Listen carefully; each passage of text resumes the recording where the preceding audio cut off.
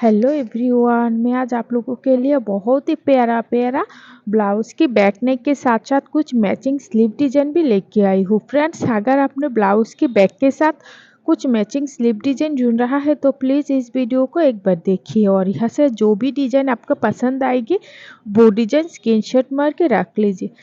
Friends, अगर आपने beautiful design की ब्लाउज़ तैयार करना चाहती है तो ज़रूर यहाँ से आइडिया लेके खुद के लिए एक सुंदर सा ब्लाउज तैयार कर सकती है। तो फ्रेंड्स, अगर आपने आज पहली बार मेरे चैनल पे आई हो तो प्लीज़ मेरे चैनल को सब्सक्राइब कर दीजिए और वीडियो थोड़ा सा भी अच्छे लगे तो वीडियो पर एक लाइक कर देना।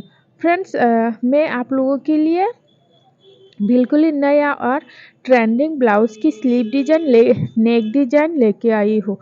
तो फ्रेंड्स, अगर आपने पॉप स्लीव भी पसंद करती है तो प्लीज़ मेरे चैनल पे जाइए और वहाँ पर विजिट कीजिए और देखते रहिए। फ्रेंड्स, वीडियो अच्छी लगे तो ज़रूर एक लाइक कर देना।